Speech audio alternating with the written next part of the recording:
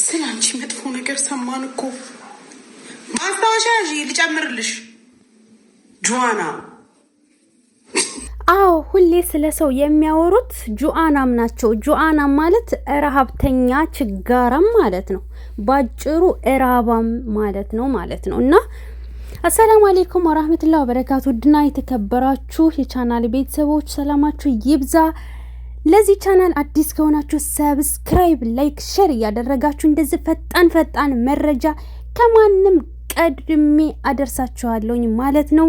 ለዛውም ታማኝ ነጩን ይሄ መረጃ ደግሞ እንዲደርሳችሁ ሰብስክራይብ አድርጉ ማለት ነው።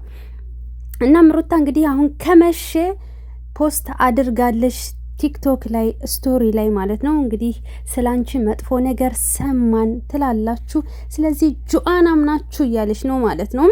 ለአብርሽ ነው ወይንስ ለውሽሚት ነው ወይንስ ለጠላቶችሽ ነው? እና ሩታ እንግዲህ ልጇን ይዞት ሂዷል አብርሽ ማለት ነው። ነገር ግን ታለቅሳለሽ ብዬ ጠብቄ ነበረ ማለት ነው።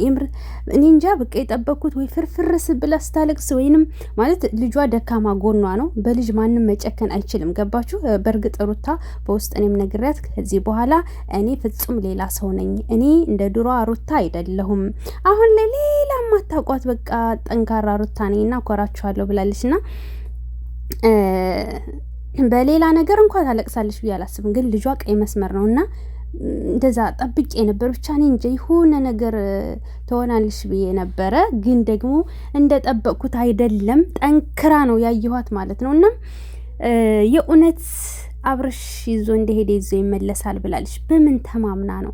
ከጀርባ የሆነ ነገር አለ ማለት ነው። ያላለቀሰችበት እንዲህ በኮንፊደንስ አራሩት አልተቻለችም።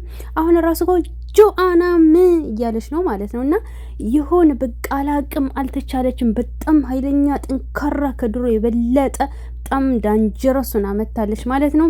እንግዲህ ይሄንን ይመስላል። በቀጣይ ደግሞ በአዲስ ቪዲዮ የምንገናኝ ይሆናል። በሌላ ቪዲዮ እስከምንገናኝ ሰላም ቆዩልኝ።